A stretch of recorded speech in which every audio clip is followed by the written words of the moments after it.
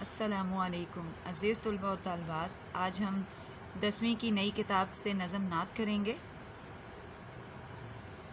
نظم نعت کا مرکزی خیال ہے نظم نعت میں نبی صلی اللہ علیہ وسلم کی ذات و صفات کی خوبیاں بیان کی جاتی ہیں۔ اس نظم میں شاعر نے عقیدت و احترام کے ساتھ حضور صلی اللہ علیہ وسلم کی عظمت و رفعت اور آپ صلی اللہ علیہ وسلم کے مقام و مرتبے کو بیان کیا ہے اور بتایا ہے کہ کائنات میں اللہ تعالیٰ کے بعد اگر کسی کو عزت ملی، کوئی لائق تعظیم ہستی ہے تو وہ حضور اقدس صلی اللہ علیہ وسلم کی ذات بابرکات ہے۔ شریعت و محبت دونوں کے لحاظ سے نبی صلی اللہ علیہ وسلم قابل تعظیم و عظمت ہیں۔ اچھا عزیز طلباء و طالبات، جب نبی صلی اللہ علیہ وسلم کا نام آئے تو آپ درود شریف ضرور پڑھیں۔ شعر نمبر 1 کی تشریح کرتے ہیں۔ رسول مجتبیٰ کہیے، محمد مصطفیٰ کہیے، خدا کے بعد بس وہ ہیں، پھر اس کے بعد کیا کہیے۔ ماہر القادری پاکستان سے تعلق رکھنے والے اردو کے نامور شاعر، صحافی، محقق اور نقاد تھے۔ ان کے کلام میں موسیقیت، ترنم، جذبات و محبت کے احساسات بدرجۂ اتم موجود ہیں۔ قادر الکلام شاعر تھے۔ اسلوب سادہ اور محبت رسول صلی اللہ علیہ وسلم سے معمور ہے۔ اس شعر میں حضور صلی اللہ علیہ وسلم کی عظمت و رفعت اور آپ صلی اللہ علیہ وسلم کے مقام و مرتبے کو نہایت خوبصورت انداز میں بیان کیا گیا ہے۔ شاعر عقیدت و احترام کے ساتھ یہ پیغام دینا چاہتا ہے کہ کائنات میں اللہ تعالیٰ کے بعد اگر کوئی ہستی لائق تعظیم ہے تو وہ نبی کریم کی ذات اقدس ہے۔ شاعر نے نبی کریم صلی اللہ علیہ وسلم کی خصوصیات میں سے 2 مجتبیٰ اور مصطفیٰ کو بیان کیا ہے، جن کے لفظی معنی اللہ کے چنے ہوئے، منتخب اور برگزیدہ کے ہیں۔ شاعر کہتے ہیں کہ نبی صلی اللہ علیہ وسلم اللہ کے خاص اور چنے ہوئے نبی اور پیغمبر ہیں، اس لیے آپ صلی اللہ علیہ وسلم کو سردار انبیاء بھی کہا جاتا ہے۔ شاعر نے اللہ تعالیٰ کے بعد نبی صلی اللہ علیہ وسلم کا مقام و مرتبہ اور شان بیان کی ہے۔ باقی تمام مخلوقات اور شخصیات آپ صلی اللہ علیہ وسلم کے بعد ہیں۔ بقول شاعر، یا صاحب الجمال یا سید البشر، بعد از خدا بزرگ تو ہی قصہ مختصر۔ آپ صلی اللہ علیہ وسلم اللہ کے ایسے منتخب نبی ہیں کہ اللہ نے آپ صلی اللہ علیہ وسلم کو اپنے پاس عرش پر بلایا۔ یہ مقام و مرتبہ کسی کو نہیں ملا۔ آپ صلی اللہ علیہ وسلم وجہ کائنات ہیں۔ آپ صلی اللہ علیہ وسلم پر اللہ تعالیٰ اور فرشتے بھی درود بھیجتے ہیں۔ آپ صلی اللہ علیہ وسلم ایسے خاص ہیں کہ روز قیامت آپ صلی اللہ علیہ وسلم ہی شافع محشر ہوں گے۔ آپ ایسے خاص اور چنے ہوئے ہیں کہ اللہ نے آپ صلی اللہ علیہ وسلم کے بعد نبوت کا دروازہ ہی بند کر دیا اور آپ کو خاتم النبیین بنا دیا، آپ کے ہر عمل کو امت کے لیے نمونہ بنا دیا۔ شعر نمبر 2، شریعت کا ہے یہ اسرار ختم الانبیاء کہیے، محبت کا تقاضا ہے کہ محبوب خدا کہیے۔ اس شعر میں شاعر 2 مختلف پہلوؤں سے آپ کے مقام و مرتبے کو بیان کرتے ہیں، ایک شریعت کے لحاظ سے تو دوسرا محبت کے لحاظ سے، یعنی شریعت اور محبت کا ایک لطیف اور خوبصورت تقابل پیش کیا گیا ہے۔ یہ تقابل تضاد کی بجائے ایک دوسرے کی تکمیل کرنے والے پہلوؤں کو اجاگر کرتا ہے۔ شریعت ایک نظام قانون ہے جس میں احکامات اور پابندیاں ہوتی ہیں۔ یہ وہ قانون ہے جو خدا نے بندوں کے واسطے مقرر فرمایا، یعنی قانون الہی۔ شاعر کہتے ہیں کہ اگر شریعت کو مد نظر رکھا جائے تو نبی اکرم صلی اللہ علیہ وسلم خاتم النبیین ہے۔ آپ کے بعد کوئی نبی نہیں آئے گا، اور جو کسی بھی قسم کا دعویٰ کرے در حقیقت میں وہ اسلام سے نکل جاتا ہے۔ قانون الہی میں آپ صلی اللہ علیہ وسلم اللہ کے آخری پیغمبر ہیں، لیکن آپ کو خاتم النبیین بنانے کے پیچھے جو چیز کار فرما ہے وہ اللہ پاک کی آپ صلی اللہ علیہ وسلم سے محبت ہے۔ اگر اللہ پاک چاہتے تو کسی اور نبی کو بھی آخری نبی کے طور پر بھیج سکتے تھے، لیکن ایسا نہیں ہوا اور آپ ہی ختم نبوت کے داعی ٹھہرے۔ بقول شاعر، نبوت ختم ہے تجھ پر، رسالت ختم ہے تجھ پر، تیرا دین عرفہ و اعلیٰ، شریعت ختم ہے تجھ پر۔ اللہ پاک کی اپنے نبی سے محبت کی مثال یہ ہے کہ اللہ پاک قرآن پاک میں فرماتا ہے کہ بے شک اللہ اور اس کے فرشتے نبی صلی اللہ علیہ وسلم پر درود بھیجتے ہیں۔ ایک اور جگہ ارشاد ہے کہ اے نبی، ان سے کہہ دو کہ اگر تم اللہ سے محبت کرتے ہو تو میری پیروی کرو۔ مختصر یہ کہ ایک مسلمان کے لیے دونوں پہلو ضروری ہیں، یہ دونوں مل کر ایک مکمل ایمان کی تشکیل کرتے ہیں۔ شعر نمبر 3، جب ان کا ذکر ہو دنیا سراپا گوش ہو جائے، جب ان کا نام آئے مرحبا صلی علی کہیے۔ ماہر القادری پاکستان سے تعلق رکھنے والے اردو کے نامور شاعر، صحافی، محقق اور نقاد تھے۔ قادر الکلام شاعر تھے، اسلوب سادہ اور محبت رسول سے معمور ہے، موسیقیت، ترنم اور جذبات و احساسات کی ترجمانی کرتا ہے۔ نعت کے شعر میں نبی اکرم صلی اللہ علیہ وسلم کی شان و عظمت کو نہایت دل نشین انداز میں بیان کیا گیا ہے۔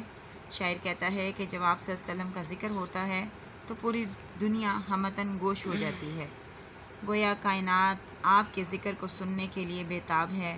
یہ اس بات کی طرف اشارہ ہے کہ آپ صلی اللہ علیہ وسلم کی تعلیمات، سیرت اور فضائل عالمگیر ہیں اور ہر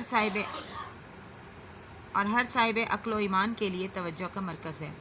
پھر شاعر مزید عقیدت و محبت کا اظہار کرتے ہوئے تلقین کرتا ہے کہ جب آپ صلی اللہ علیہ وسلم کا نام زبان پر آئے تو فوراً مرحبا اور صلی علی کہا جائے۔ یہ عمل نہ صرف استقبالیہ کلمات ہیں بلکہ محبت اور تعظیم کے اظہار کا ایک خوبصورت طریقہ ہے۔ یہاں شاعر نے آپ کے ذکر کی عالمگیری، مقبولیت اور آپ کے نام کے احترام کو انتہائی مؤثر انداز میں پیش کیا ہے۔ بقول مفتی تقی عثمانی صاحب، اتنے درود آپ پر جتنی خدا کی نعمتیں، اتنے سلام آپ پر جن کا نہ ہو سکے شمار۔ شعر نمبر 4۔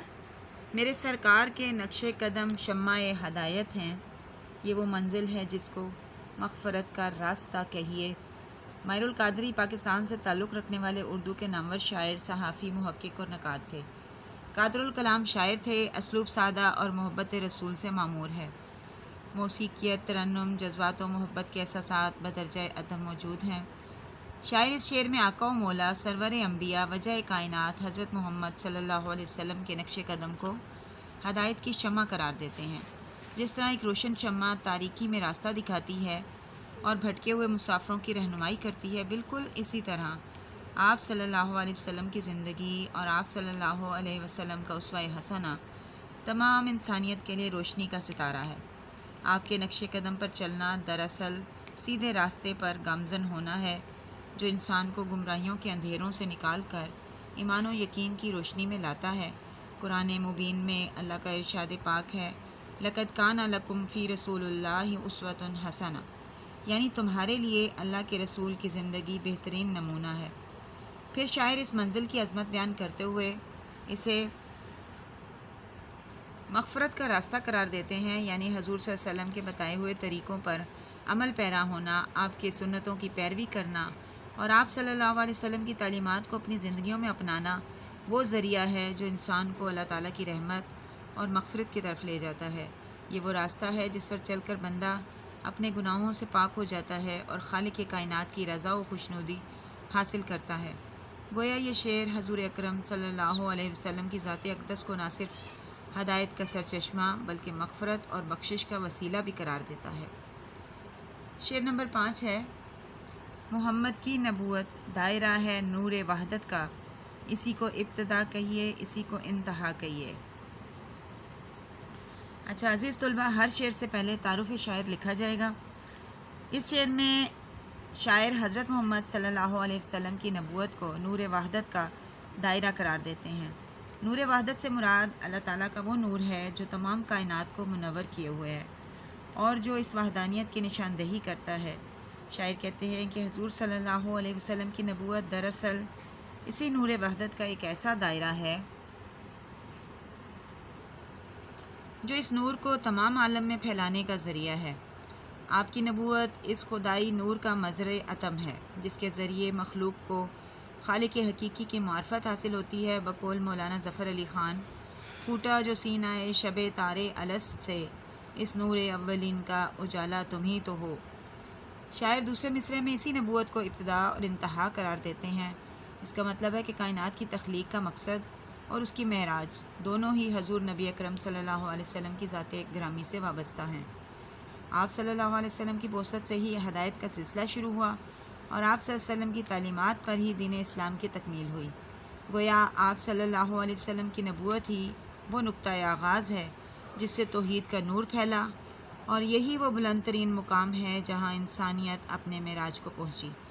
اس طرح یہ شعر حضور صلی اللہ علیہ وسلم کی نبوت کی جامعیت اور عالمگیریت کو نہایت ہی خوبصورت انداز میں بیان کرتا ہے۔ شعر نمبر 6 ہے، غبار راہ طیبہ سرمائے چشم بصیرت ہے، یہی وہ خاک ہے جس خاک کو خاک شفا کہیے۔ شاعر اس شعر میں روضہ رسول صلی اللہ علیہ وسلم کی خاک پاک کی عظمت و فضیلت بیان کرتے ہیں اور کہتے ہیں کہ طیبہ یعنی مدینہ منورہ کے راستوں کی دھول عام گرد و غبار نہیں، بلکہ یہ تو بصیرت کی آنکھوں کے لیے سرمے کی مانند ہے۔ جس طرح سرما آنکھوں کی روشنی اور بینائی کو تیز کرتا ہے، اسی طرح روضہ اقدس کی خاک دلوں کے لیے نور بصیرت کا کام دیتی ہے۔ یہ وہ بابرکت ذرہ ہے جو انسان کی حقیقت کی پہچان کراتا ہے اور روحانی طور پر جلا بخشتا ہے۔ اس بات کو علامہ اقبال نے اپنے انداز میں کچھ یوں بیان کیا ہے کہ خیرہ نہ کر سکا مجھے جلوہ دانش فرنگ، سرما ہے میری آنکھ کا خاک مدینہ و نجف۔ پھر شاعر اسی خاک پاک کو خاک شفا قرار دیتے ہیں۔ جس طرح خاک شفا بیماریوں کے لیے تریاق اور شفا کا ذریعہ سمجھی جاتی ہے، اسی طرح روضہ رسول کی خاک روحانی اور باطنی بیماریوں کے لیے شفا کا باعث ہے۔ اس خاک سے نسبت رکھنے والا ہر ذرہ بابرکت اور شفا بخش ہے۔ یہ شعر دراصل مدینہ منورہ اور روضہ اطہر کی روحانی اہمیت اور برکت کو بہت دل نشین انداز میں بیان کرتا ہے۔ شعر نمبر 7۔ مدینہ یاد آتا ہے تو پھر آنسو نہیں رکتے، میری آنکھوں کو ماہر چشمہ آب بقا کہیے۔